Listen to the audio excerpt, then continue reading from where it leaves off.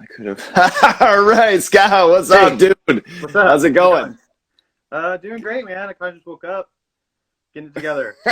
Okay. Uh, Okay, sick. Nice, nice. All right, awesome. So, yes, you're in Texas currently, right? yeah, I'm in Austin, Texas. I'm Sweet. from Okay. here, kind of. Um, hmm so yeah, I'm here now.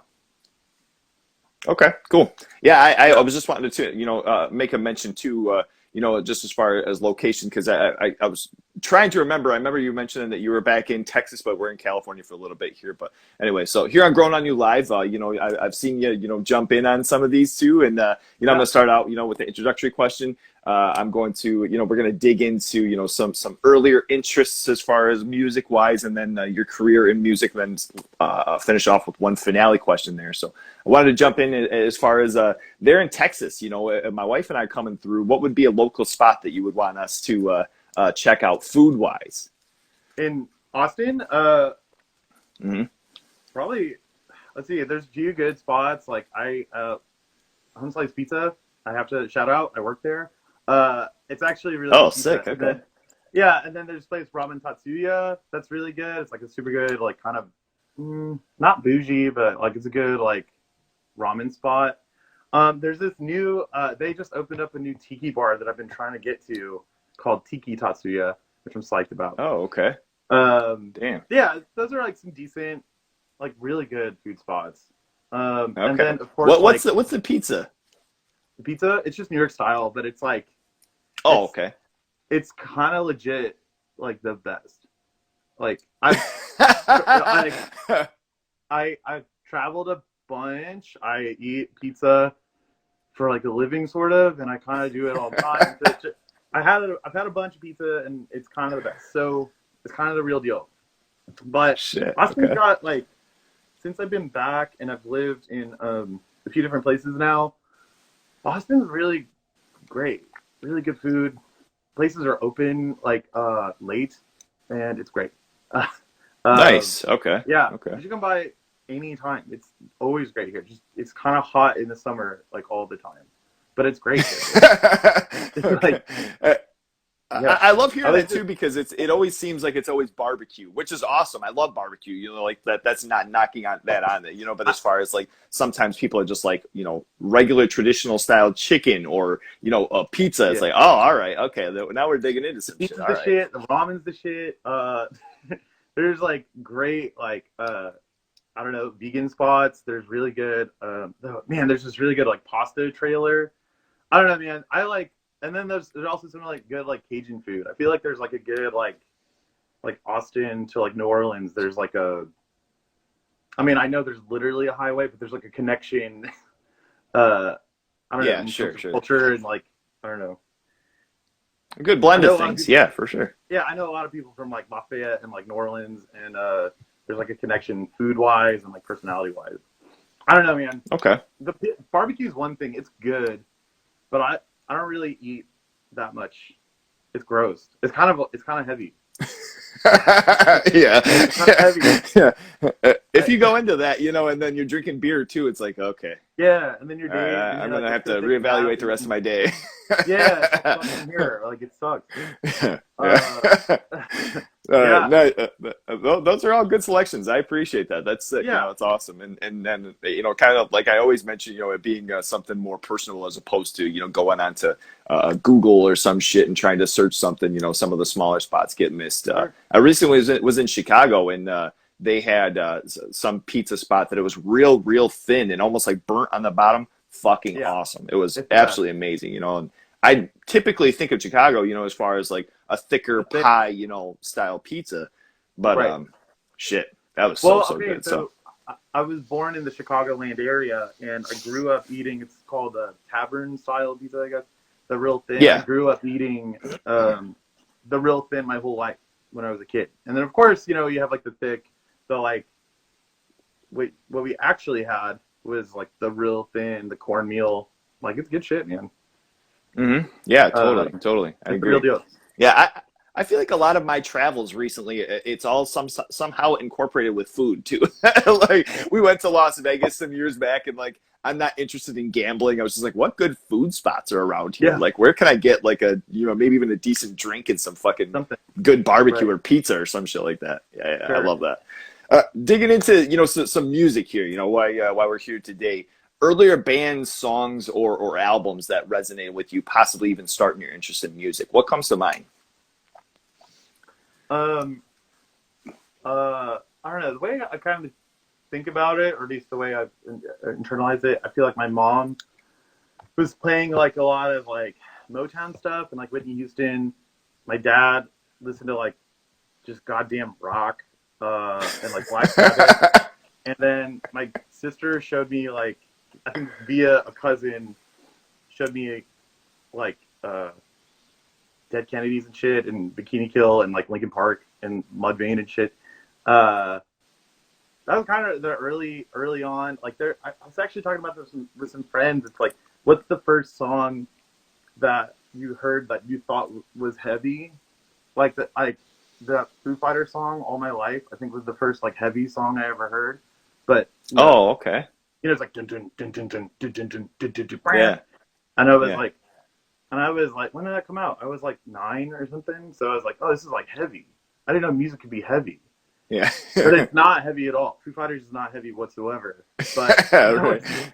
that was the first one I heard that I thought was like a heavy song. I was like, whoa, okay, cool. And then it kind of like progressed to like, Hybrid Theory from Linkin Park, Meteora, and then it was like Slipknot, Mudvayne, Lamb of God, and then some kid in high school literally showed me The Locust when I was like 15, and I was like, oh, oh, okay,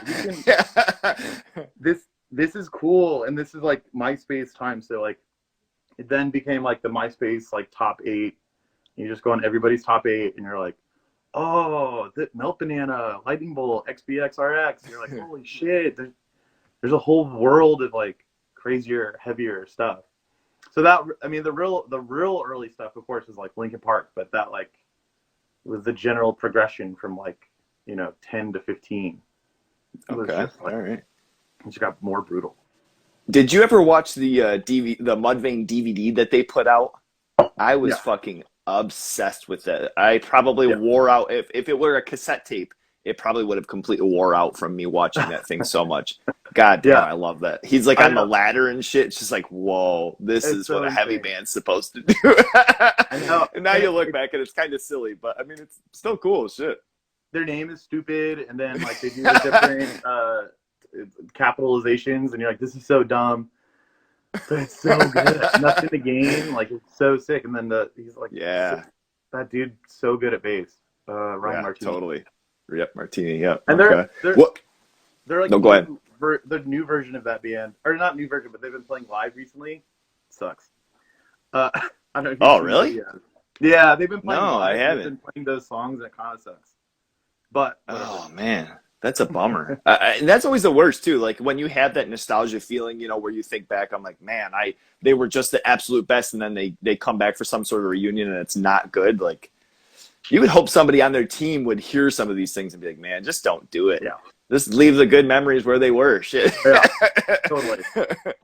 Totally. What about shopping? Scanning through a local music shop and finding something solely off the cover art. What comes to mind? What drew you into it, and was the album as good as the art was? My sister used to do this a lot. I think she's watching right now. She would do that a lot, and then then I started doing a little bit. She really started doing that with let's see, there was that band, the two bands, Icy Demons, ICY Demons, and this album cover. We were like at a record store, and she showed it to me, and I was like, oh shit, this is so cool looking. And it's just like this drawing of like a weird creature thing. It was very, I don't know, it's hard to describe. It was like black and white, and then it had like little splotches of color, and then it was called Icy Demons, and I was like, oh, that's pretty stupid. And we listened to it, and it's like a really like weird Frank Zappa-esque indie jazz, not jazz, but weird. That one really stood out. Icy Demons, and then also Detachment Kit is like this, just a rock band. I can't even describe it. It's just like an indie rock band, But I had this cover of Okay. like a crayon drawing of like a squid cutting somebody in half, and I was like, that's hilarious. That's and then obviously like Plague Soundscapes is like the artwork is so cool. It's with the, Yeah, like the two totally. monsters, like when I was, this is all the same time for me, like 14, 15 years old. And I was like, whoa. I don't know. Yeah. Yeah. I mean, we're now as far as music wise, was that like as impressive as what the art was? When you ended up getting those albums. Totally. I actually listened to like those first two I mentioned. I actually listened to those, or I try to listen to the Icy Demons one, but more often. I'll have But to check that out. I they don't think I've ever heard of them. some weird Chicago weird stuff. Weird Chicago stuff. Sounds perfect. What about through some of your live videos, or some of the things of you playing different shows or practicing or whatnot? I've noticed you have a pretty sick collection of T-shirts that you have different things, with Oh yeah. all sorts of different bands and whatnot. Tell us about 3 of your favorite T-shirts from your collection, and maybe a story behind them, where you got them, or if you just scored them off the ground at a show. I there's a few there's a few that I'm like real into. I'm trying not to wear band shirts anymore. I just try to wear different stuff. I have this one that is a cheeseburger on a motorcycle and it says Easy Slider. My friend gave this to me.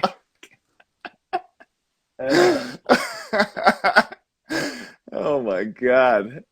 A lot of these, like, I was like, these are really cool, and they were kind of gifts. So I just kind of wear them. But this one, it's this dude, Online Ceramics, and my friend Anna gave me this shirt. Her name's on the Damn, shirt. okay. That's sweet. And then there's the best Burger. one. Oh. Fucking cheeseburger on a motorcycle. So and then I have to, of course, like talk about Boss Dog. This guy. Okay. Boss Dog. They do these like super really nice positive messages. This one just says "Don't stress about the dumb shit." And I met. This is when I was living in LA, and I met the guy at like a farmer's market, and I was like, man, your t-shirts are cool, and we just got to talking, and he was like, oh yeah, I used to play in this band, and we did a split with Plot to Blow Up the Eiffel Tower, and I was like, oh shit, so like 31G band? Oh yeah, okay. I'm in Def Club, and he was like, whoa, cool, and then we just kind of became friends via like punk music, and then I just bought a bunch of his shirts because they're so cool, and they're like so nice. They're like very nice. Damn, okay. Yeah. So like, that's based out of California? I think they're in like Palm Springs or something. But they're selling their shirts at like in the mall now at Zoomies, and it's kind of crazy because I met that dude at a farmer's market. Yeah, wow. Yeah, Shit, so I try to wear, those are like, for those ones I just showed you, the cheeseburger on a motorcycle, Boss Dog, and that Online Ceramics. They're so cool. Go-tos. Yeah. Yeah. But for like Nice.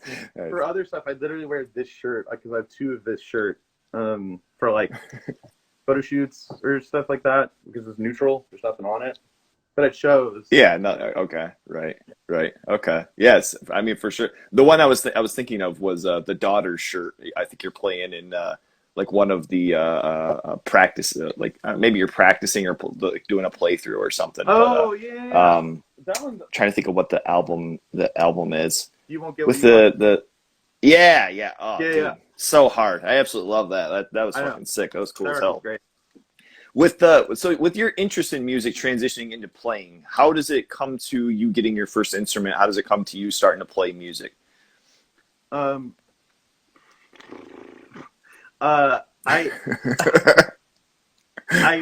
it sort of goes to skateboarding a little bit because I was just starting to learn how to skateboard, and I was just starting to like go down hills, like bigger hills, and I was like, I think I was like 13, and I jumped off and I kicked my board down a storm drain, and I was like, oh, this is over. So I just walked home. So I just like walked home. But when you're like 13, 14, or when I was like 13, 14, I was like psycho. Like I need something, and I feel like it could have been skateboarding. But then I didn't have a skateboard, so I just got really into basically I think it's the amen break. You know that one? Of course you do. You have to like boop boop bop bop doo bop doo doo bop. Oh yeah, okay, And I was okay, sure. the iconic, like every drummer does it. I was like, that beat's really cool. And then I was like, to my mom, I was like, yeah, I think I want to do drums. And she was like, huh, okay, cool, weird. Yeah.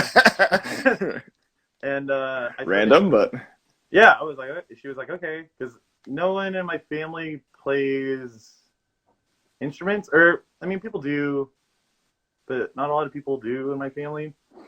So it was like, oh, okay, you want to play drums? Okay. So I started doing lessons at this place called South Austin Music for like a year or so. And the first drum set I had kind of doesn't count. It was kind of a weird drum set. It was called Pulse. I don't know. It was like out of a magazine. yeah, okay. And a bunch of random parts. And then I broke it. And then I got this Yamaha Rydeen. I don't know. I had it for 10 years. I had it for 10 years though. I played it. Oh damn! Wow. Okay. I played it for everything I did from like 14 to I guess like 23, 24, and then yeah, that was the first one. I still have like some of the. I think I still have a cymbal stand from that first era. Dang, that rules. That rules. I mean, and then I've tried to like get better shit since then, and now I play a cool drum set, and I'm proud. But that was like a piece, like relatively a piece of junk that I had forever. Yeah. Yeah. You know, the funny thing is though, man, is like, especially with drums, I don't know if it's just certain heads or maybe padding that you have underneath. I had a buddy some years back who had a Yamaha, and it was like an entry level, and I would play the thing and it sounded better than my Ludwigs did. And I had my Ludwigs at the time. I'm like, what the fuck, man? Like, what am I doing? Like, what is going on here? Why does this sound so good?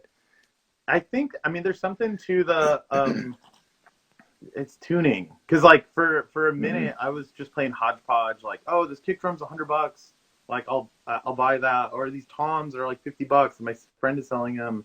So I played a lot of like hodgepodge, like random shit thrown together. And, it's kind of just like tuning. Yeah. It's like no, totally is. It's just tuning. And you just try to develop your own, like I try to like develop my own sound, I guess, with the context of the drums that I have. So I just try to have like, I just try to tune my stuff in a very particular way. And I kind of just know what to do. And so all my drums I've always had stuff that kind of sounded kind of the same. Cause I just like, I think it was like Zach Hill was like, I like my toms really low and I like my snare really high. And I was like, that's a cool idea. Yep. But yeah. I should do something like It's that. such a good transition live too. I mean, you know, even for you have them mic'd up, or if it's a smaller room and you don't have it mic'd up, I mean, the snare is gonna pop and the other shit's just gonna have that low end to it. That dynamic, you need it. Yeah. You know? Yeah. Well, so as far as from early on playing, having, you know, some lessons and different things, as far as, you know, tell us about kind of coming into your, you know, your own sense of you know, a style, and where do the blast beats come in? You know, where does that, because I mean, right now I can say of all of your stuff, that's the stuff where I'm just like, how the fuck does he keep this up for this long constantly? It's insane. Thanks. I don't know that I've ever cared about a sense of style or the way I play. I just kind of like try to. It's kind of like you just see when you're playing, you understand your weaknesses, and then you just try to get better at stuff. And then sometimes you try to you know, fix your weak link or whatever, and then something else kind of falls apart, and then you sort of kind of go back and forth. And I just try to. I'm also left-handed in real life, like I write lefty, but I really?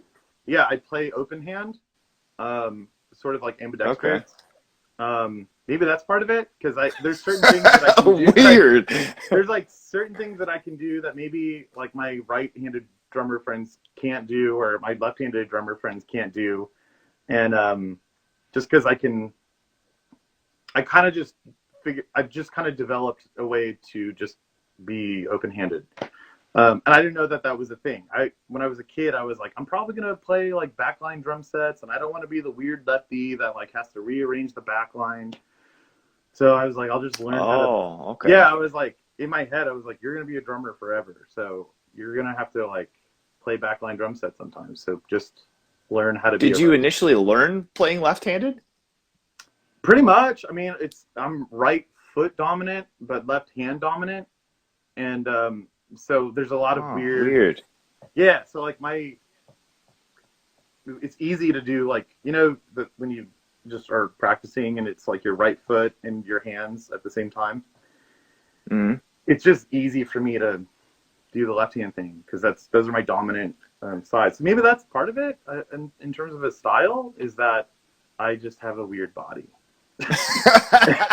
And then as far as blast beats go, I kind of noticed nobody in Austin. This is when I was like 20. I noticed nobody in Austin was doing blast beats, or they would do them for like a second, and I was like, "Oh, that's cool." I think I want to be the blast beat guy. I want to be. I just want to be the dude that like does blast beats because no one was doing it, and then I would just practice. I just play singles too. I don't know how to play doubles. I'm not good. I'm not a jazz guy. I just hit as hard as I can. Mm-hmm. Nobody in town is doing it, so I was just like, I'm gonna just be really good at it. There you go. And I was like, I just want to be good at just blast beats. Did you have certain bands or certain albums that you were listening to, like playing along with, to kind of get down the tightness, or was that just something self practice and sitting and doing it over and over? Yep, just sitting and doing it, and then being in bands. I think I've been lucky enough to always be in bands where I'm not the best in the room. Like I play with guitarists that are like clearly better guitarists than I am a drummer. And so I feel like most bands I've been in, like everyone's better than me. So it makes me want to step up to like what maybe it's all in my own head, but I think most everyone I play with is like a better musician than I am. So I'm like, I should be stepping it up. I should practice a little bit harder. I should get a little more intense just because I want to try to catch up. Yeah. It's always been okay. And that gives you that push, though, maybe even like a necessary inspiration, with it probably not being true a lot of times, but if it's one of those things that you kind of have that headspace, it pushes you to be like, well, I just need to be up there and at least, try to be a little bit better. If it doesn't happen, then fuck, I tried. Well, that's true. I mean, there's this one band I was in called Weak Flesh. I think this is the one that really I really was making some power, really trying to step up. I was like 24 or so, and I was using that weird beginner Yamaha drum set in that band. It's like a 20-inch kick and like a 12 and a 14 toms, and these dudes were playing with I don't really know guitar stuff at all, but the one guitarist was using two 810 cabs. Yeah. And then the bassist was also using two. And I was completely y'all can't hear me. I can't hear me. And I was like, fuck, I gotta get bigger drums. I gotta play harder. And so I break everything always. And because the guitarist, he also played drums, or had played drums, and he was like, dude, you gotta, and he played in the loudest bands with the coolest drummers, and he was like, you got to start getting bigger gear and better gear, and I was like, you're right, because I need to compete. Y'all are better. I need to get a better drum set. I need to play harder, and I need to play faster, because fuck y'all, because I'm gonna be the fastest in the room now, because I needed something. Yeah. Right. So there's I mean, it's so funny hearing that, just because there's been so many times where I'll be playing or some shit, and so like a guitarist, will say something about like, man, you need to hit a little bit harder. It's like your shit's on fucking 17. Yeah, What do you it's want me to true. do? We're in a small room. Like your shit and his shit's rattling things off of the walls with the fucking bass. It's like, what do you want me to do? I don't have fucking volumes for these I things. know. There is kind of nothing you can do except for like uh Hit harder, I guess. I hit don't know. harder and hope to What do get you? bigger drums. So now I play. I mean, that's like all. So I did that. Now I play. It's like it's a Ludwig, but it's a 24-inch, but it's 16 deep. So it's kind of got this like Canon sort of sound, which is huge. Oh, weird. Okay. And then I Yeah. basically use 2 floor toms as my toms. They're just fucking huge, and you just hit them, and it just. I mean, and it's great. And then my snare is, like a Black Beauty clone. It's the black nickel over brass, 14 by 6.5, and it's like 10 Oh lug. man. Okay. Oh yeah, and it'll. And I bought that snare for Def Club because I was like, these guys are real musicians. I should get some real gear. I'm playing with some like people now. So I was like, this is nuts. I gotta like step up even more because these guys are crazy. Yeah. Okay. All right. And I was going to mention too. I mean, as far as we're going to get into that a little bit further too, but like you have even I think back to like 2014 or 15. I was just kind of scanning through, looking at different things. Pictures of like the Locust or pictures of Retox. Going and seeing them too. So I mean, like that's kind of cool. Where it's like now you're playing in a band with Justin, and it kind of comes full circle with shit like that. That's definitely sick. And that push, pushing yourself of trying to be better, and then being in a band some years later. So that's sick, and It's crazy. a good example to keep on pushing shit. I guess so. Yeah. What about playing your first show? Tell us about that. What's once you get the kit, you get the first band, you go out playing a first show. Did you drop your sticks? Did they break? Did your fucking skins bust? How'd that show go? It was fine. It was. I think. Thank God. It was fine. Yeah, it was fine. It's hard to. I'll call that one the first show. I played a couple first shows, but one of them kind of didn't count, and the other one counted more because it was it was like I played this. It doesn't exist anymore. I played so many places in Austin that don't exist, but it was like a art gallery, and it went fine. I think the only people there were like my parents and like there was one other band, so they were there. It was actually totally fine. There were cool pictures. I was like nice. Yeah. I was like 16, and I was like, oh okay, or 15 or 16, 15 or 16, and I was like, oh okay, cool. You can. I've just played this show, and it was like fine. Nothing spectacular. It was just fine. Nothing bad happened. Nothing. You can't ask anything more. Like it. Yeah, right. But it's such a relief. Like you're not dropping your things. Or I've had before where I was playing and the bell of my cymbal busted, so the cymbal just dropped down. Like how that happened, I don't know. I mean, I don't think I'm hitting like Armand of Sick of It All, but Jesus, that thing straight up busted. Crazy. I know. I've had that. I played some. I think it was in San Antonio. I played a show and I busted through my. Now the other thing is, that my first show was totally fine when I was a kid, and then as I played shows all the time, then that shit was happening. Then I was like, oh, I busted my kick drum head in the middle of the first song. Like the beater goes through the head, and you're like, man. What do we do? I mean, so all that shit happened. I played this one show where I only had like, I think I only had a pair of drumsticks. I usually try to have like 2 or 3. I had like a pair, and I broke one on like the middle of the last song or right before the last song, and but I was drinking a High Life bottle, like. And so I was like, okay, I'll just finish this, and this will be my drumstick.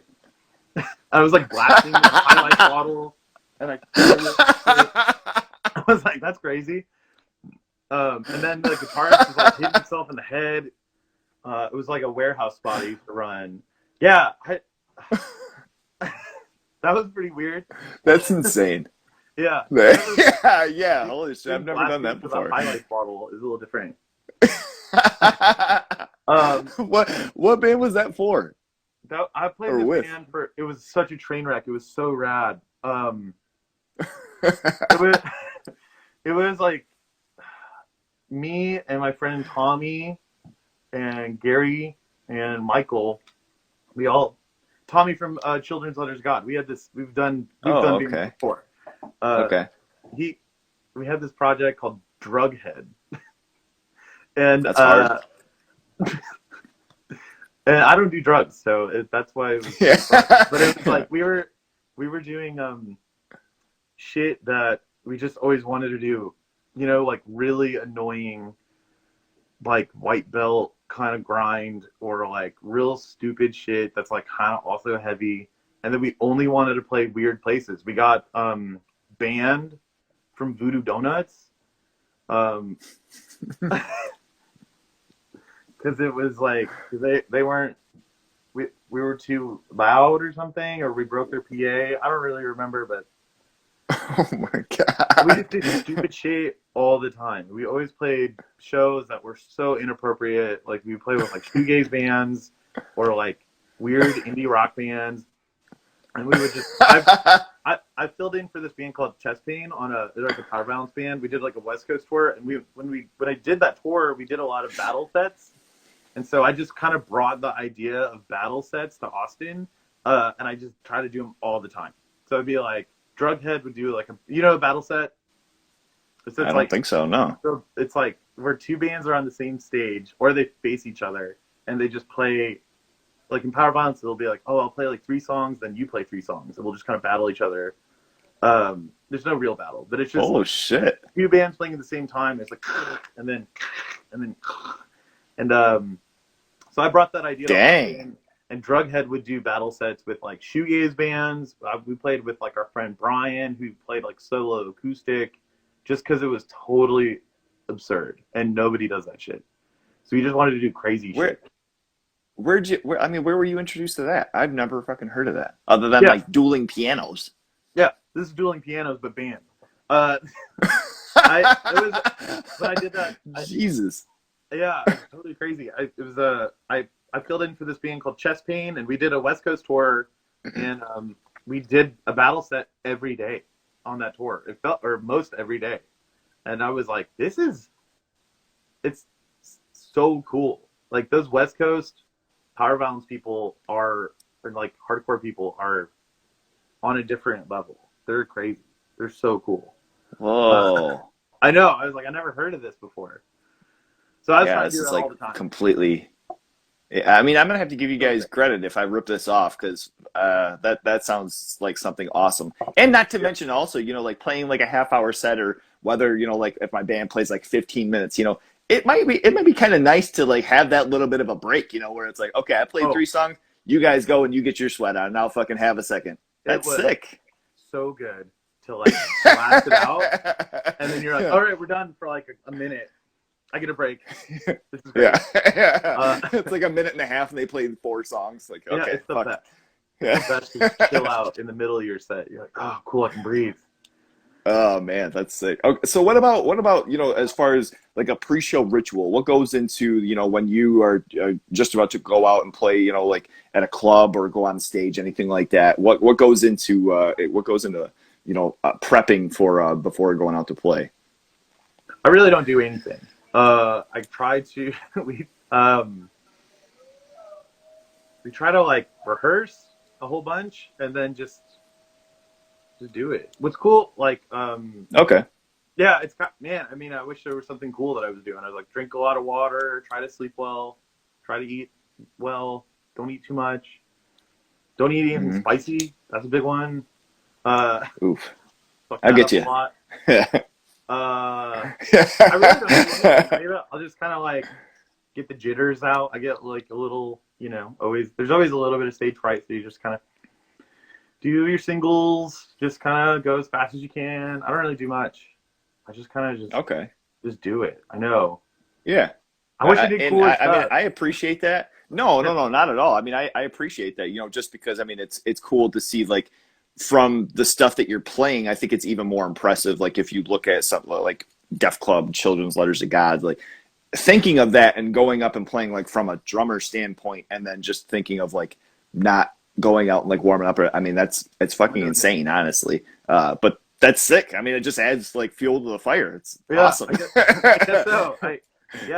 Kind of, I always feel like I should do something. What's cool about Def Club is that it is the most extreme drumming that I do. It's the most drumming. It's so maximal. And nobody in the band does anything. Everybody in that band, they all just shred, and we all just kind of like are drinking water and hanging out, and then it's like, oh, we got to play now. Okay. Then we just go up and just do it. There's That's so no, sick. the whole That band just was rules. like, well, everyone in that band is so good that we can just kind of just do it. Mm-hmm. Like the last show we played, we didn't even rehearse beforehand. We were like, all right, we'll just do it. We'll Damn, just that do the thing. rocks. There's certainly been those times too, where like just things aren't working out, or like I guess for instance, like my band, we're all spread across Michigan, so it's not like Mhm. something where it's like, oh hey, just this, in 2 days we're gonna practice or some shit like that. It's kind of like a thing where you have to plan out a little bit, and Right. if it doesn't work out, it's like, well, we're fucking a dusty ass fucking hardcore band, so it's Right. like people probably won't notice anyway. I mean, we do that so where it's like, if we don't rehearse and we'll just do a show, it's like, and if we fuck up, it's just like, well, make it look good. Like, just yeah, perform really right. well. Don't be Uh, staring at each other like it's obvious. yeah. Just like, well, even like, just jump around. Go fuck shit up. It's Yeah. cool that like Justin is like just singing, so then he can just like jump in the crowd and like do shit. Or the other guitarists, Mm. Tommy and Brian and Jason, they all just like they do all this like cool stuff. They jump around, they look cool, and so if we fuck up, it kind of doesn't matter because it's like, well, at least we look cool because we did. Right. That's kind of how Right. we kind of go about it. Right. Okay. All right. Try to be, From here, I wanted to dig into some of your acts. A couple of things here. Starting with Glassing. Joining this band as far as with their new album, Twin Dream. What can you tell us about being introduced to the band and how the opportunity came about? yeah. Glassing, I love those dudes. They're from here, and I saw their first show, and their drummer used to be in a band, Camacho. He used to be in a band called G.O.Y.L that I like heard stories of. They were from Chicago, and they're just this crazy noise rock band. My old band played with them, and then it was like, oh, this is Camacho's new project, and it's like, I'm gonna check Okay. this out. This is gonna be cool because this guy, he's like my favorite drummer. Everyone knows he's my favorite drummer. He's the best, and he Okay. and then I was surprised that Glassing, their first show, they were like, I mean, they're still kind of like a post. I don't know, they're just like a metal band or something. I mean, I don't know how to describe them. Yeah, I don't know. It's kind of their own thing. They're kind of I their mean, own it's thing. hard to Yeah, like. Yeah. Yeah. that's what I kind of liked about them. It was like they're a metal band, but they're also not. But whatever, So I kind of just always liked them, and then in town, if I like your band, like I'll be at all your shows. I'm gonna talk to you, and we're gonna become friends because Hmm. I like what you do. I just get really Right. psyched. I just get psyched about bands, Yeah. and so those guys have just been friends for seemingly forever. And then what was it in the summer? This summer, the singer Dustin gave me a call and he was like, "Hey, can you play drums? Camacho's got some stuff going on, and can you play drums for our record release show?" And I was like, "Okay, sure." I mean, then it's kind of weird because these are like my friends. I'm like, "What's going on with Camacho? Why don't I know about this?" And then so there's like some kind of interesting stuff. So it's kind of rad though because that band's so good, and I'm just Yeah. really, like Totally. now I'm like in like my favorite band. It's because I'm Yeah. just I'm for sure like fan first. I know all the songs. I love everything they've done. We've done like double drum stuff before, where I would like set up a drum set and play a song. We double drum stuff. Yeah. So being in the band is like kind of crazy. And Twin Dream is like, when I first heard it, I was like, "Fuck, this record's so good." So it's weird. Yeah. So I'm in this weird spot where I'm like, for like totally fan first, but these Yeah. are also my friends, and now I'm in Yeah. it. So it's weird. That rule. You recorded on the album, right? No, I didn't. That's what's crazy. I wish I did. That's Oh that's Camacho. shit! Wow. Okay. No, so I'm not this. That's what's weird is that I'm not on the record, but I'm in a music video. I I did the record release show, and I learned the record. Oh damn. Okay. And so yeah, I'm not on that record, but I love that record. So that's what I'm saying. It's like, I mean, even the style and sound, though, you know, like it was something too where I don't even I guess I didn't even like look into it. I was just like, oh yeah, this has to be so Scott. cool.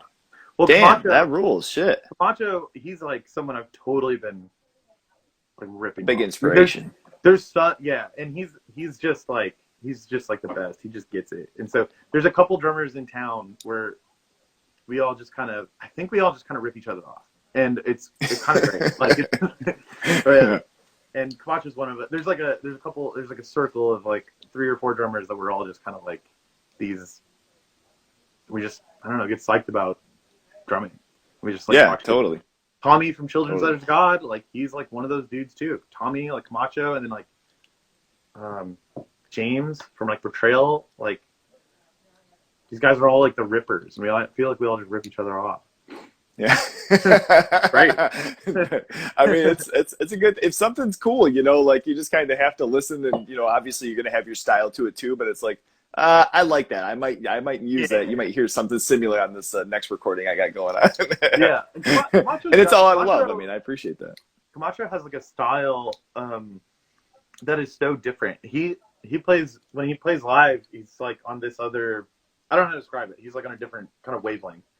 And I play like so like rigid, like everything's mapped out. And I don't think Camacho like does that. So it's so cool because we're like so different, but we're also not. I don't know. It's cool. Yeah, totally. The I Glass dig that. Like the coolest band. Love that band. Yeah, for sure. That's it. We're starting to write new material for next year. Ooh, damn. Yeah. See, I'm just like in it now. You're like, it's just now dawning on me. They asked me to do this shit. Yeah, no, crazy. That's sick. I love that. So, I mean, as far as kind of like a transition from that, then you have Planet B that you've been playing in. So this is like you are like live, right? Play with them live, or have you not? Okay, so I learned their set 2 days before the first show that I had with them, and we played. It was the last show I played last year, March 5th, with Lydia Lunch and someone else, and double drummer, me and Kevin, and Luke, and Justin. And it's like I've only ever done it the one time. I learned their set. It was like 7 or 8 songs. Learned it, did it, and then pandemic happened. You know, and then Back.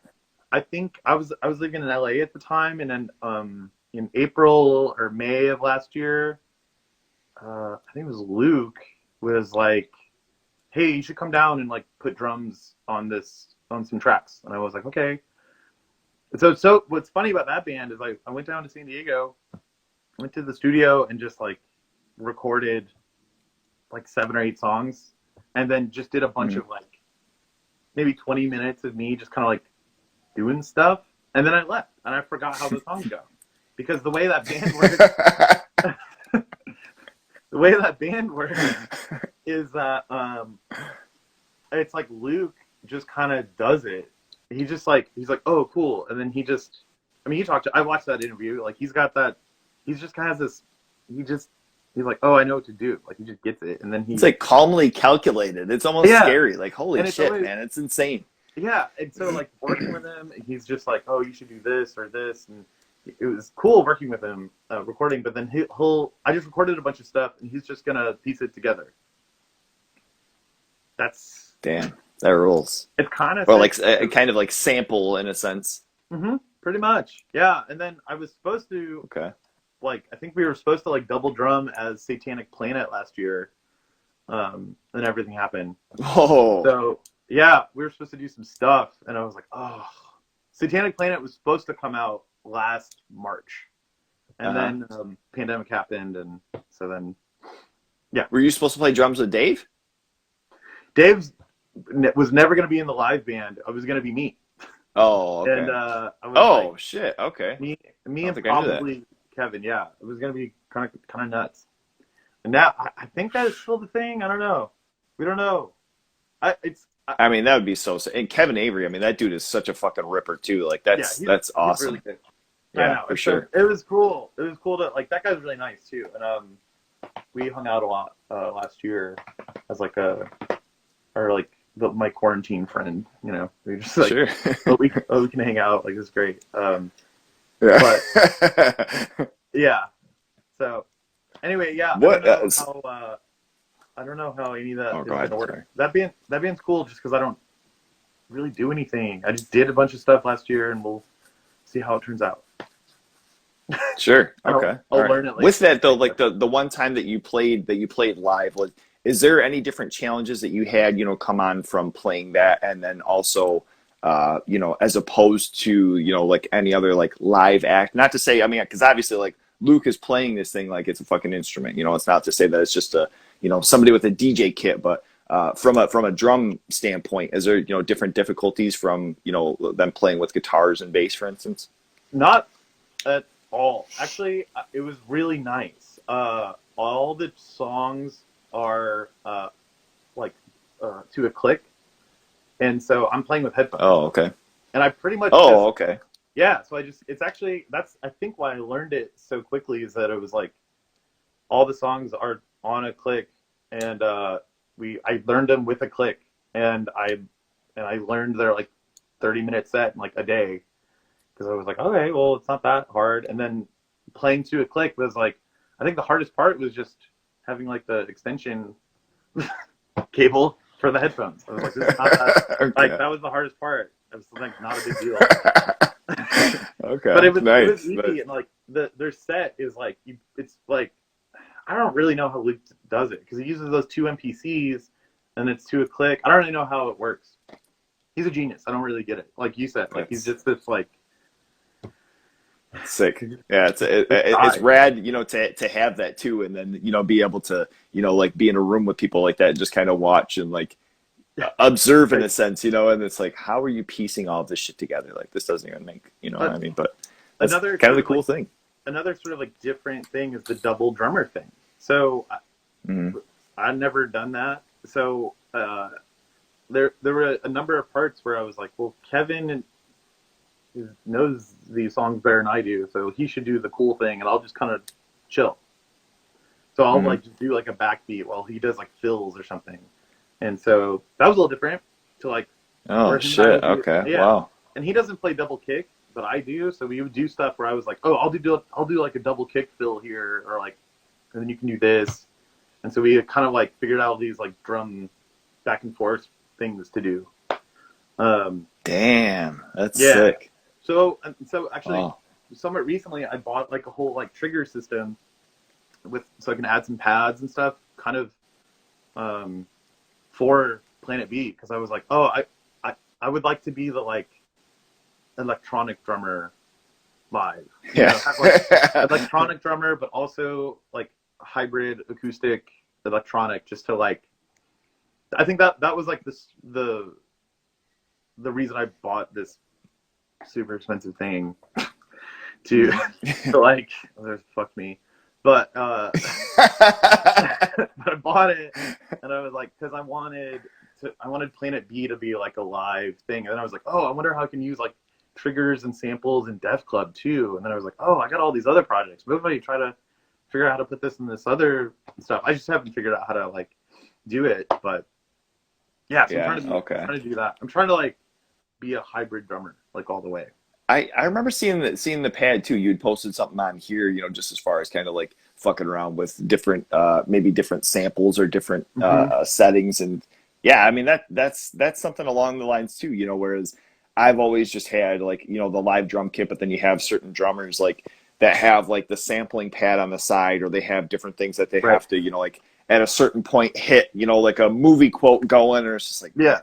I just want to get up there and fucking play, But I mean, that is cool as far as having, like a band like Planet B where you can bring in different, like instruments into your instrument and, Right. have different sounds and shit. So that's Well, sick. I love that.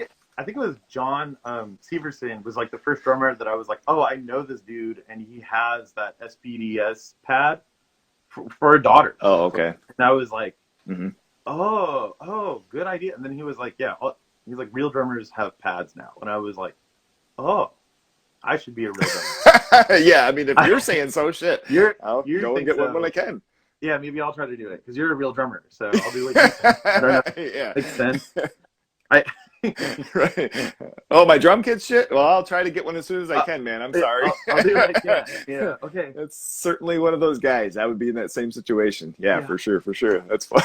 That's funny. Oh, shit, All right, next, I wanted to dig into some children's letters to God. So this band is like one of these things that it's just like you kind of mentioned. It's like this this hybrid of things. When I first listened to it, I had to listen a couple of times to the EP because I'm like, what the fuck is going on here? Like, it's almost, maybe it's the guitars that throw me off, and it being like, you're thinking maybe it's going to be like an indie band or like almost like a Desaparecidos or just something for some reason. And then you're drumming, the vocals, like absolutely. I mean, it's punishing, but in the absolute best way. If anybody has never heard the band, check them out. What can you tell us about, like what inspired the initial foundation for what this band started or became?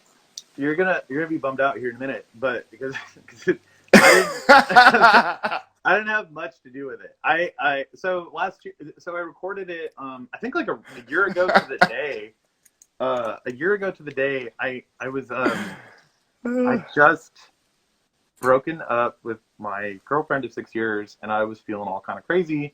And so I wasn't living in Austin. I'm from here, so I was like, fuck it, I'm gonna go to Austin and hang out with some friends. And then try to figure that shit out. And so I brought my drum set, and then my friend Tommy was like, "Hey, I got these riffs, and I got like four songs basically.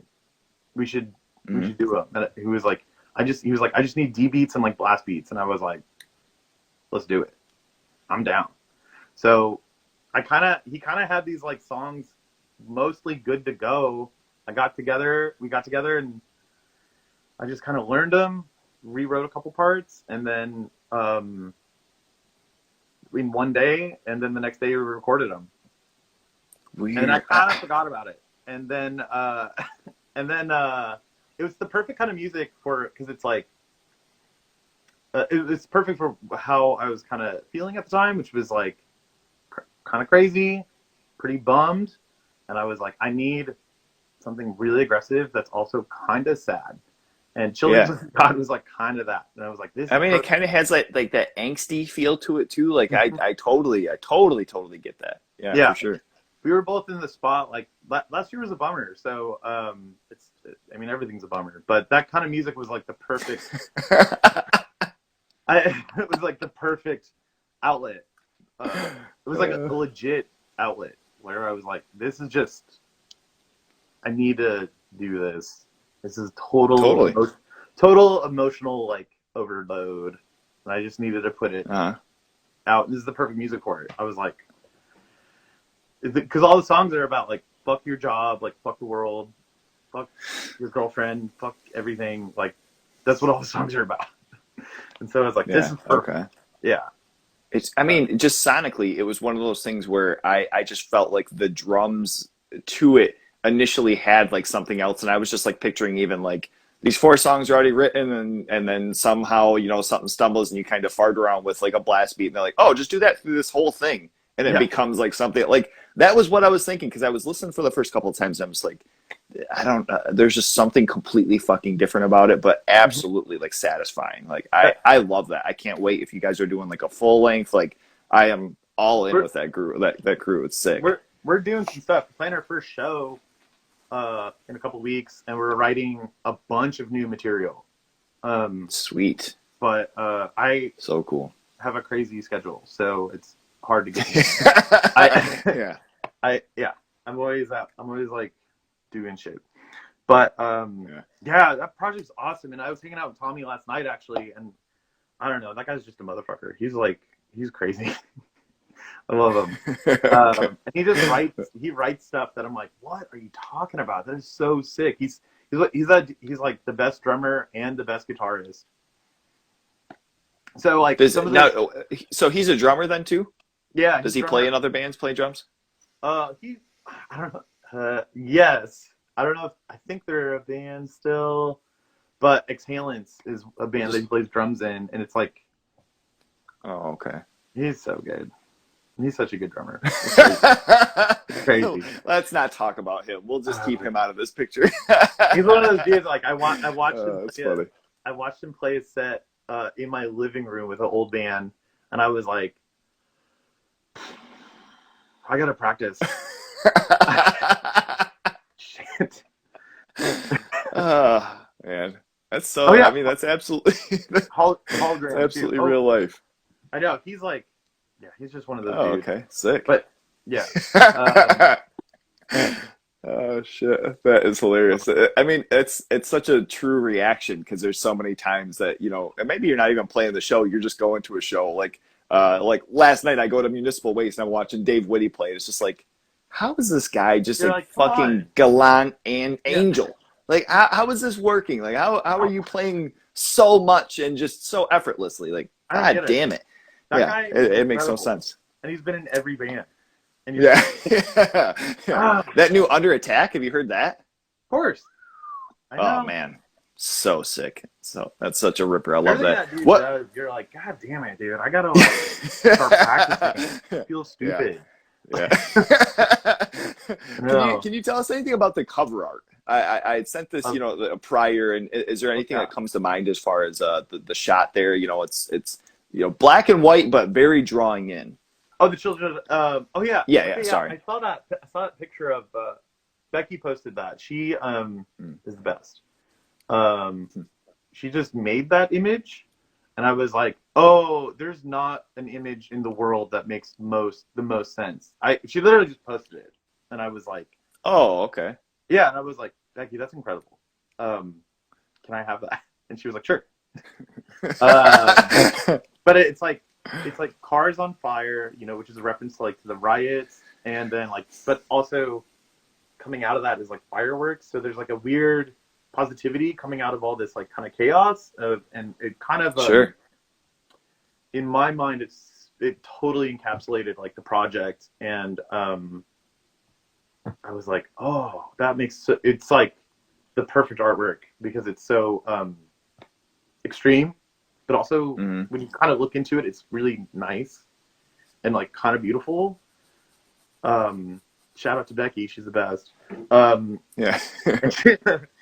And I thought for a children's letter to God, I was like, oh, I was like, this is pretty extreme, but if you kind of look into it, like it's just like two like bummed out dudes like trying to just get it together, and it's just kind of Sure. Yeah. Okay. Yeah, I know. that's cool. And like I say too, like there's a lot with it, you have the car, you have the fire that's coming out, you have the fireworks that are on top. And I think that, that was like the general consensus of seeing like just with all the chaos, or maybe the chaotic, sound, the aggressiveness of the sound of the album. But then also, you look a little bit deeper into it, there's some hurt and there's some shit that, some people are trying to work through for sure. Yeah, I dig that. I love that. Like the last track on there is like has this like din din din din, and it's like very like it feels like very like celebratory to me, and so Sure. where it's like a big like crescendo, and so you're just kind of so having the chaos and the fireworks, I was like, oh yeah, this totally adds up. Yeah. Okay. Yeah. Well, if that EP ends on that note, and then this next album's like a Christian rock album, I'm gonna be pissed off. we started going to church this summer, the two of us. It went so positive that you guys are like, you know what, things are great. I am just I love everything. I love the world. Only got goes worse. in a completely yeah. No, we started going to No, I Joel love that. Osteen's church. No, Oh boy. in Houston. Yeah. Houston. Oh God. All right. So next up, Death Club. I wanted to dig into that. Certainly, I was mentioning in the introduction of this, but one of my favorite things, one of the newer things that have come out in the last few years. I play your guys' shit all the time. Great energy, drums that are ridiculous that I have still yet in many instances to figure out what the fuck you're doing, trying to play along.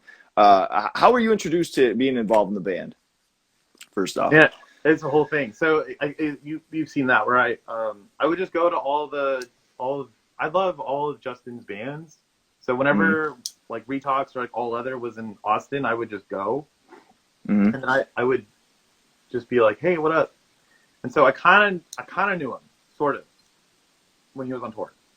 And then I joined the band Weak Flesh, and we played our first show, and John Severson came up to me and started talking to me. I was like, whoa, this is the drummer of Daughters talking to me. This is crazy.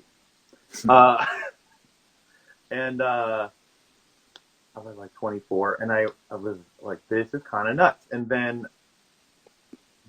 then John was tour managing for Dead Cross, and they played at Emo's, and then I was like kind of at the show because I was like, I know John and I know Justin, and then we had that like the John connection, me and Justin, and then it was like, oh, we know each other, we're friends, we're in the same circle. And then I moved to San Diego a few years ago, and John put us in like a formal email chain that was like the three of us, that was like, hey, this is my friend Scott, he plays drums, y'all should be in a band. And sheesh. Yeah, quite a recommendation. Like John Severson going like, this guy plays drums, you two should be in a band. And it was like, yeah, we should. So then I kind of just hit him up all the time. Justin, I was like, hey, do you know anyone that plays guitar? And he was like, yeah, my friend Brian from ACXDC is trying to start a project. And I was like, oh, cool. Fuck. I'll go to that. I'll do that. And I met with Brian. We wrote the first song on the EP like the first day, and it was like, oh, this band's cool. And we just kind of did it. It was literally just happened like that, pretty casual. And then we just kind of got members. I mean, hardly casual, but very fucking cool. I guess kind of casual, but I mean, with like John introducing and everything, I mean, that's huge. That's sick. That's awesome. Yeah, and then damn. That guy, like, I respect him, and his drumming is like so next level to me, and he just kind of to be recommended to play drums by him, I was like, whoa, that guy thinks I'm good? Fuck. Okay, so yeah. I don't want to let him down, so I wanted to show up. I wanted to like push it, because I was like, I don't want to like, be like, oh, John, nice recommendation. I didn't want people like being like, fuck, this guy kind of sucks. I wanted to be like, I'm actually really good. I'm gonna push it because this guy thinks I'm good. I'm gonna try to exceed that. Okay. Well, tell us about the show you guys recently played at the LA River. How did that all come about? Yeah. And I mean, goddamn, that looks so sick. Fires all over the fucking place, and holy shit, you got a haircut, I think. I don't know how that even happened. I got the same haircut.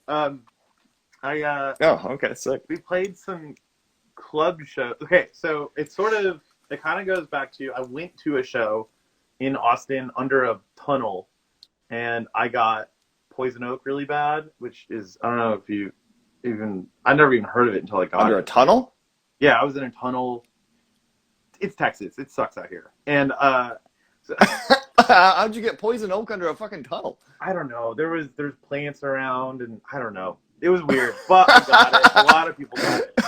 And, damn. Holy shit. It was fucked. And I was like, fuck this. And then the next couple days, I had to go to LA to play some club shows. We played at the Echo and Soda Bar in San Diego. And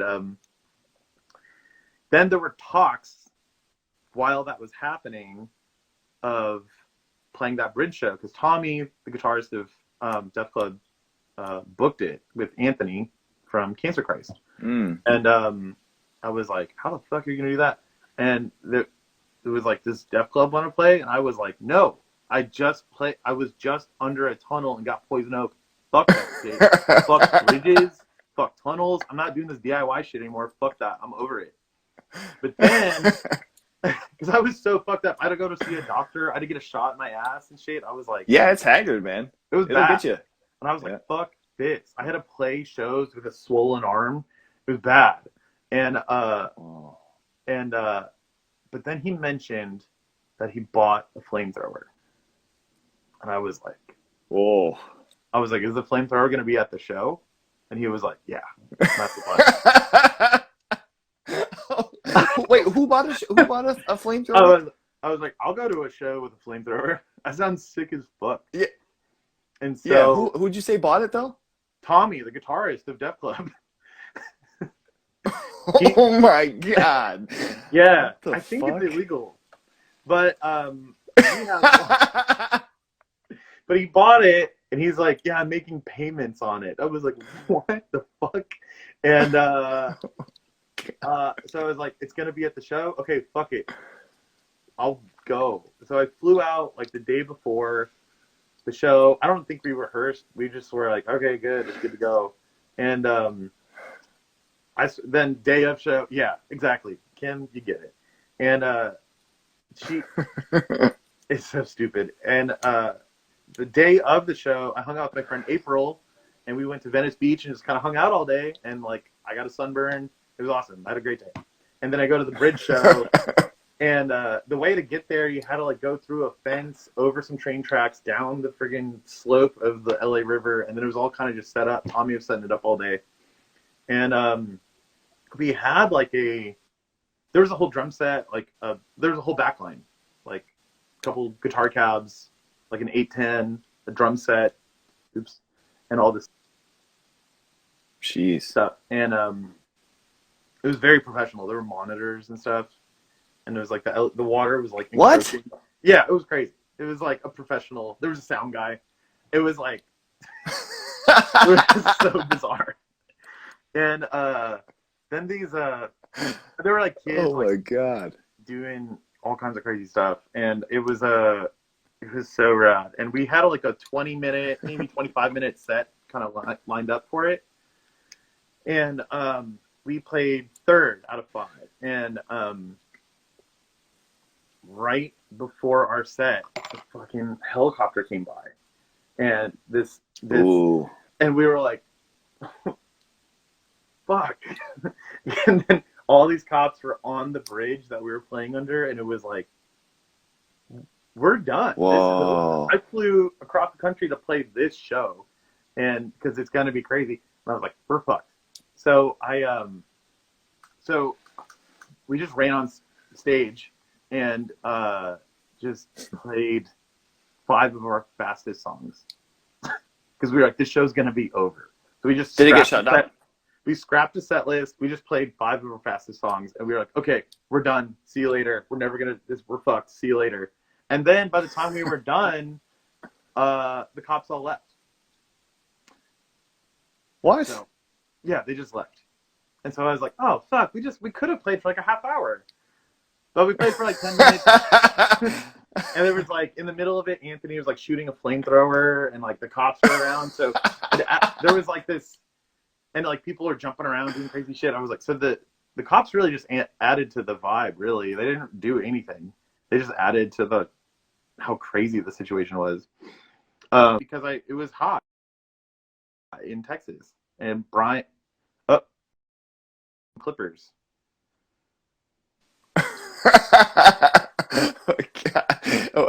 No, I didn't know if this was the situation or if this was said, but did you get a haircut while you were playing, or this? All right. So we mentioned that show there.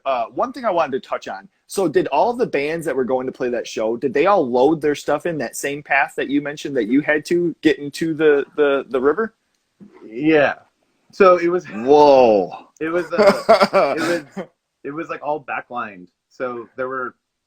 I mean, a couple like 412s, like an 810, a drum set with stands and shit, a PA system, monitors.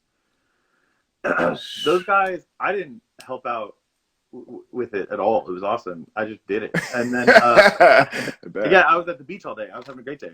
Yeah. And then, but I helped load out, and like pulling up an 810 up that hill, over train tracks, through a hole in the fence. It was a little difficult. It was a little difficult. um, Jeez, I bet. a total pain in the ass. But those dudes that were like Tommy and like Anthony, and I would have met. I know there are a bunch of other people helping out too. I just forget everybody's names. Did it? That's what they were doing all day from like 9 a.m. to like when the show started at like 8. Also, that show was done by like 11:30, which was pretty reasonable. It was Dang. yeah, it was Yeah, like that's not bad at all. yeah, it was like it started at like 8 and it was done by like 11:30. Very reasonable. The ambiance was delightful with cops everywhere and flamethrowers and shit. And it was a lot. It was pretty cool. I guess Ambience. ambiance. It's all about the vibe. It's all about the vibe. That's funny. Oh my god. All right, next, I wanted to touch on what went into filming the Patreon playthrough that you guys did, or maybe I shouldn't say Oh, Patreon playthrough, but the full playthrough that you guys did that you put up on Patreon to hear the full album, in advance. man, that was a full ass day.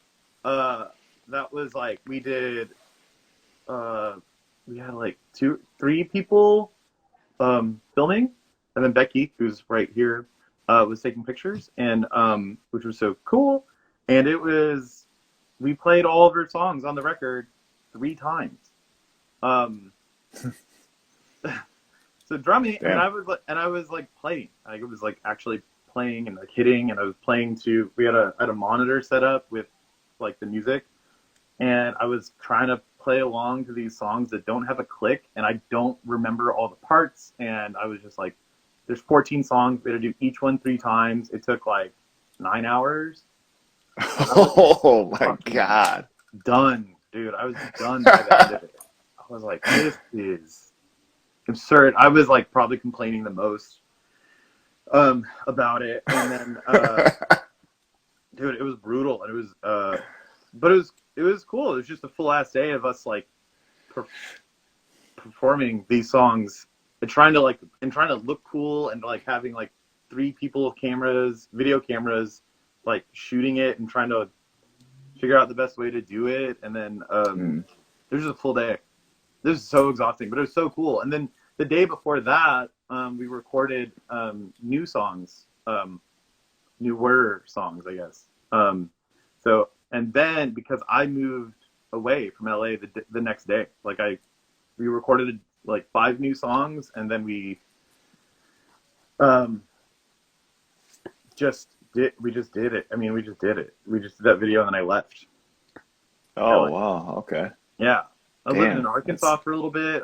It's a big year last year. Jeez. Yeah.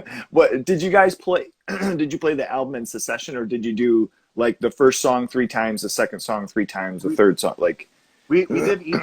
Now, at the time, we didn't have a track listing, so we just played however Oh order. yeah, duh. Probably the That order makes that we sense. wrote the songs. We didn't have an idea, but we did just each song 3 times in a row. And Okay. I think it was like the best way for editing's sake. I don't know. Yeah, it makes sense. That'd Yeah, probably a 'cause it's like, pain in the ass. yeah, I would imagine. I mean, that's not my forte. So it's just like, I think we just did each one 3 times in a row, so it's 14 songs on the record. So effectively, I played 42 songs, and it was a lot. Those songs are kind of hard. So it was Yeah. it was kind of a lot. It was like, I mean, it was such a gross room by like the end of the day. It was so gross. It's disgusting there. that rules. I mean, that seems like, given that given scenario, like that's kind of the outcome you're looking for. Like if that's the end of the day, it's like, all right, I think we did what we had to do. We can go Yeah, home, it was have a so nice cool. meal and go to sleep. It was so cool to see it. We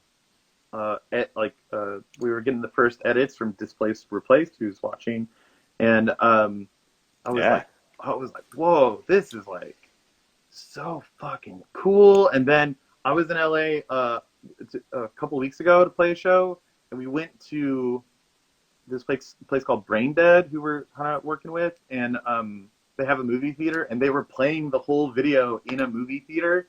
So it was bizarre Whoa. to like walk into a store, and I was like, "That's my song that I wrote," and then I go in, and I was like, "Oh, it's the whole video." I didn't know they were playing it. I was like, "Whoa!" It's like in the world Dang. instead of just like on my phone, and I was watching on my phone, going like, "Yeah, this looks good." I don't know, and now it's like, I was like, "Whoa, this is crazy." Dang. Um, I mean, so pertaining to that album, I have to ask about what are you doing at 50 seconds in Don't Forget to Live? oh yeah, I have messed around with it. I've gone back and forth. I've done floor tom hi-hats. It uh-huh. doesn't sound right ever. It's it's a lot easier than you think. It's Oh God, that's even worse. it's it's literally so the one it's snare, rack, floor, kick, just real fast, Uh, just 4 hits. It's just I don't know. well, but okay, so the one part where it's like bam ba bam ba bam ba bam Yeah, ba bam ba bam ba ba da da. There's a snare in that? the whole time. It's Oh, it's literally Jesus. you're gonna be so bummed because it's so not that hard, but it's just real fast. So it's like hi hat and snare, that rack, floor, kick. I have to reevaluate asking some of these things live. No, well, no, that's always the thing. I mean, that's always the thing is that a lot of these parts are. It's like when you break down super complicated anything. When you break it down, Yeah. you're like, oh, it's just like these two easy things put together that sound crazy. And if you play it real fast, it's like real crazy. Oh Um, man. I mean, that's like all drumming though. Like you know that. Like it's like Yeah, right, for sure. when you're piecing together a fill or like a drum part, you're like, oh, it's this easy thing, but then I do this other easy thing, but together it sounds crazy. Yeah. Um, Yeah. but they're like actually not that hard to do. But it that's like all drumming. I tried it like the way I think about stuff is always like, oh, it's just like this little bit and this little bit and this little bit and together it makes this, but it's just these little bits that are Yeah. not that Okay. hard. But together they Sure. sound nuts. Dude, and the first time hearing that, I'm like, man, that is so sick. I wonder what the hell he's doing. And I like come down and because I at home I have like an electronic kit, like a small, older, like a Yamaha kit that I just kind of fart around with, and I have my full kit too, and on both things I've tried, and I'm just like, this just doesn't sound right. What the hell is he doing? I can't figure it out. It's also just play as fast as you can. It's That's all. fast. Yeah, it's the thing too. Yeah, It's fast for sure. yeah. You gotta play. You gotta play fast. Yeah. Yeah. Get on my speed a little bit. I can dig that. Yeah. You go. You gotta play as fast as you can. You'll be fine. You gotta. Yeah. Lastly, before we get to this finale here, I wanted to ask about. So, I think it was a couple of years back. Aaron, is it Piper? Yeah. Am I pronouncing that right? Okay, Yeah. Aaron Piper Totally. Yeah. started making like this cool looking documentary just as far as your travels and some things as far as you playing music and some playthroughs and Yeah. really really rad. I wanted to ask if you could pick that up today and you were to choose as far as maybe 3 shows that you could have documented to include in this and maybe something that that you would like to accomplish with music before you kind of hang up the towel in a sense to be able to include in this. What would you include in this? That bridge show. 100%. Oh yeah, That yeah, was totally. insane. Yeah, Probably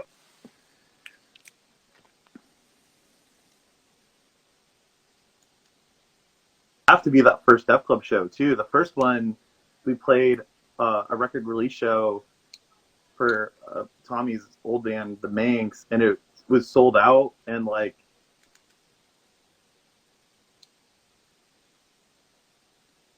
freaking Tommy's trying to call me. I'm like, give it a minute. it's like, hey man, I see you.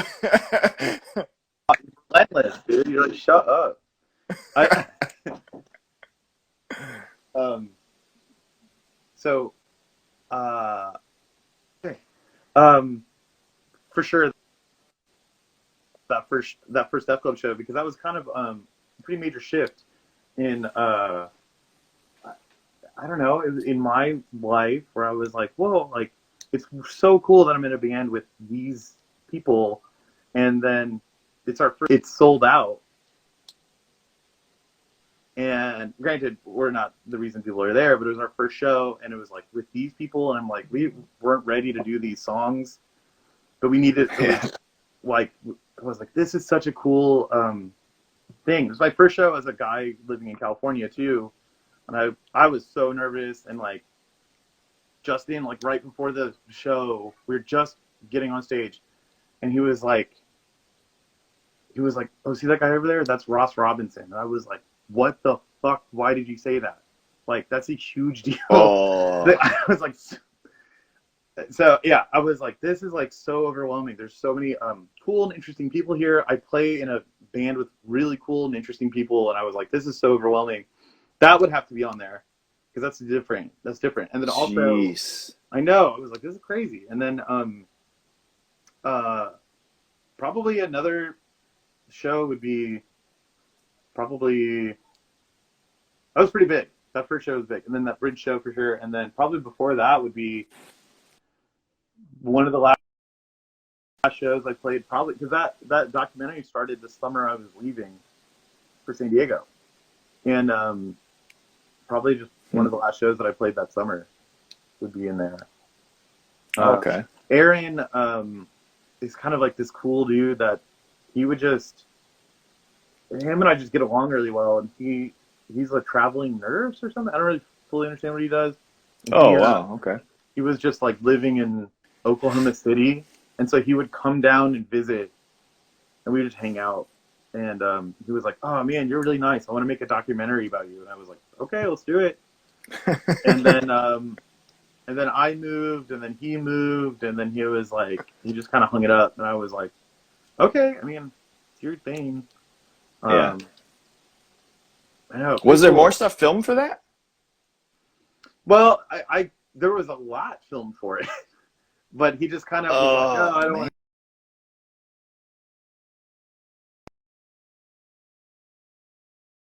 Glitching. There it is. We're good. All right. I Here know. we go. So Dude, this thing is getting botched. I am so sorry. Oh my God. It just tried telling me again that I reached my limit. What is happening? Instagram, you're failing me, dude. Yeah, it's so you're not on like Instagram or anything like that for like a whole lot of time. So I like have like a timer on it. But anyway, yeah. Yeah. So he has more stuff shot for that then. Tons of stuff, and it just never. I don't think it's ever gonna happen. Maybe it will. I don't know. I like that dude a lot. He gets it, and we talk from time to time. He lives in Portland now, but he's a good dude. I don't think that documentary is ever gonna happen. But there's like a trailer for a documentary, so that's good enough, I guess. Yeah. Oh man, I hope so. Hopefully I can give him a little push in the ass. You know what I'm saying? Try to get him onto that. That'd be sick. I'd love to see that. Yeah, Any sort of drum things in general, but like especially when it's not like just something on like always on like Neil Peart or something like that. Like I love seeing like dudes that I feel like that's kind of like the situation that I'm in. It's not like a tour bus or it's not like different. I always loved different documentaries like from hardcore bands that were coming out in like the 2000s and shit. Just because it's like, yeah, that's the just crappy situation that I'm dealing with right now. Yeah, I love real Neil Peart, dudes nothing doing against stuff. him, but right. Or that ridiculous what's the Holy Molar? Is that the DVD that they have that the kids' birthday party? So Mixapalooza. Oh my God! Goofy. Yeah. So sick. My God, it's insane. All right, look, man, this is unfortunately this last half has been kind of botched. So I promise I'll have it edited and everything will look good, like nothing even happened. But I have to say I really appreciate the time today, dude. I've loved the stuff that you've been doing. I for the first time subscribed to a Patreon to hear the album and absolutely love that. I had no idea what I was doing on that site, but yeah, the album sounds so sick. The video is very sick. So cool. I appreciate all that, man. This is your opportunity as far as what's coming new from you, my man. Okay, yeah, like we know, like Def Club has an LP coming out in January, and we're starting to do some more shows. Children's Letters God is starting to write some new material. Glassing is I think we're just trying to tour a bunch next year. I think that's the plan, as well as Def Club, just hit the road. And then I just started. I started some new projects, of course. I think I even more. Yeah, I'm doing a bunch of stuff. I play in that Americana band, Gilded Lows, and then I have a solo project where I play guitar called Sleeper Model. It's got like a full-length record of material, and then I just started a new project called Valente Beach, which is a blackened hardcore band. and this is like real new. I think we're getting together next week. This new project where John Severson's playing guitar and I'm playing drums. Dope. Damn, that's so sick. I'm excited for that. It's crazy. Those songs are crazy. Man, that's awesome. That's about it, man. I just kind of, right now, everybody's just writing material and just planning on touring and recording. Dang. And that's it. 2022 is going to be nasty. Man, that's awesome. And such a packed schedule too. Like I feel overwhelmed for you, my man. It can be stressful. I do work a full-time job, 40 hours a week, and then do all this stuff. It's always jammed. Yeah. Insane. Hats off to you, my man. You got to fill it in. You got to do what you can while you can. I don't know.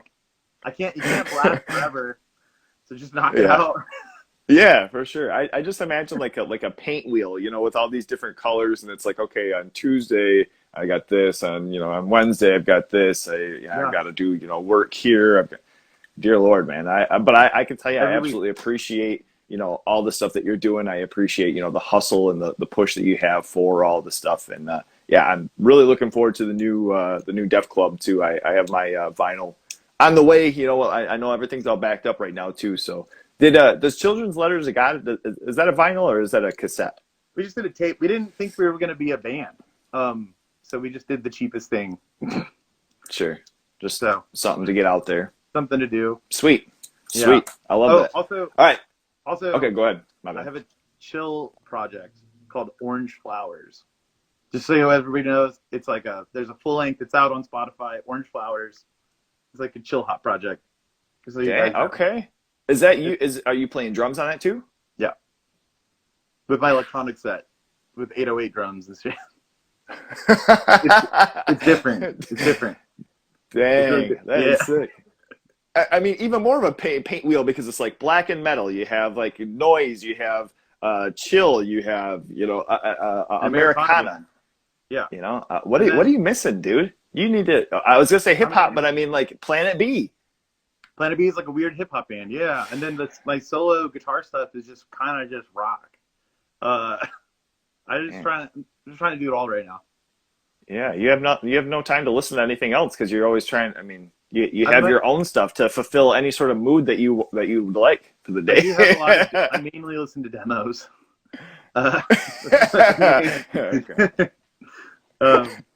Nice. I feel like that's a lot of times too, like when you go and record and you get an earlier thing, like I've had certain people on here where they're like, oh, I don't ever want to hear them again. I don't listen to the album for, years until I do a tour. And it's like, when I get demos back, I'm so excited. Like if these things would be on Spotify, they would have 5,000 listens just from me, like listening to it over and over and be like, oh, my snare sounds cool here. Yeah. Maybe this part I could have changed a little bit, sometimes it turns into critiquing yourself too much, but I do that. I for sure do that. Yeah. There's a bunch of stuff on the Def Club record. It's solid, I think, but I'm like, we could have done this, we could have done that. You're always like, well, it could be a little better. Yeah, I mean, from a listener standpoint, I did not hear that, so I certainly listened to it quite a bit before the month ran out or whatever it was that I had on it, but that album sounds sweet. I can't wait to have it for sure. Thanks, man. That's awesome. So you mentioned earlier, as far as skateboarding, and I feel like I might have even read or seen something about you mentioning skateboarding. Were you ever into the Tony Hawk video games? Of course, bud. Stupid question. Of course. All right. So let's ask if you had the opportunity to have any one of your songs that you've ever written, whether Def Club, whether Planet B, anything, and it could be in any one of the Tony Hawk video games. They were doing a re-release. What game would you want? What song would it be? Fuck, dude, that's cool as fuck. I would say I liked. Man, okay, Tony Hawk. This is semi-controversial. I like Tony Hawk Underground, the first one, a whole lot. Oh yeah, I like the mechanics of it, and it would be for a good time. Call someone else because that song. Oh yeah. I mean, the title and like the whole thing kind of like works. I think that thematically, but then also it's a hardcore song. It's you. I would love to skate. I would love to skate in Tony Hawk to that song. Yes, I love that. That's so sick. You'd be like, oh yeah, fuck yeah. Dude, those soundtracks, I mean, it was always something where it was like a lot of bands, already know different bands that you're like, whoa, what is this? I mean, it was such a cool way to discover stuff, when you had something like MTV that wasn't playing, like maybe they were still playing music, but, some of the stuff like you have Primus or Motorhead or, right. Like different acts right. where it's like, whoa, what is this? I need to look a little bit further into this. I mean, like famously, so cool. John Severson plays in the band Unsane. I don't know if you know them, but yep. their Unsane is on the Tony Hawk, I believe, the first soundtrack. And they play that. They've been playing live, and they've been playing that song, and people go fucking nuts. It's so cool. What song is it? I forget the name of it. It's the one. I just I'll have to pull it up. Hear it. Yeah, it's the one where the guy's like just yelling. I don't even know. I'll look it up. I'll send it to you later. Yeah. But I just one of those like all those songs, like I don't really know them, but I know all of them, but I don't know who did them or. Oh yeah. Anything about the amount of times that we heard them just from playing through those games. Yeah. I mean, you weren't gonna not know them for sure. Like even the crappier bands, if you see them live nowadays, they play that one Tony Hawk song. They're like, why did I write this? I believe what's the big one? Goldfinger. Superman? Goldfinger. Yeah. I don't give a fuck about anything, but that song is like you're like, whoa, yes, like the Tony Hawk song. You have to. So good. I think actually there was an interview with one of them, and they were saying something to the effect of like, "I wish I never wrote that song because that's all people ask for. They don't want to hear anything else. Like we have a 40-minute set, and there's one track that everybody wants to hear. So like you have to play it last, otherwise they're probably gonna leave. Shit. Yep. Yeah. That sucks. I mean, that stinks. Also, that's fine. I would love to just because you're done. All you have to do is play that song. One hit wonder shit. I would love to do. I'm trying to sell out. I'm trying to make sure one of these bands works out. I sell out. I don't give a fuck. I mean, who if you're a band like that, like what would happen if Goldfinger came out, played one song, and left? Oh my god! Would people be mad? No, it'd be the best. That would be so cool. Here's the thing. See you later. Oh my god! This is why you're here. This is why it was $50. See you later. That'd be so. What would be sick is to do a Tony Hawk festival. Holy shit! I'm just like getting this. It's every band just playing their one song that they had on the soundtrack. Oh my god! I'll talk to Tony. We'll get that shit done. We'll get that going. Oh shit! I'm gonna hold out, Ross Robinson and Tony, and we'll all be in a room, eating fucking pizza, and it'll be fine. No big deal. No pressure. We'll make this dude, work. Scott, this has been absolutely so awesome, man. Even through all the grumbles and whatnot, I really appreciate the time. Thank you very much for coming on today, man. All you do in music, I appreciate it, man. Thanks, man. Thanks for having me. This has been awesome. So cool. Yeah. Totally. So I'm sure I'll have you on again. You got more stuff, coming down the pipeline. You're always working on different shit. So I'm sure that I'll have you on again. We'll be talking some more with some new music, man. I'm down. All right. You take care and stay safe and stay healthy, my man. You too. See you later, man. All right. See ya. He's a lo-fi horror guy. Yeah, he's kind of a guy, but he is so lo-fi a horror guy. Yeah. Lo-fi horror guy has been recorded in front of a live studio audience.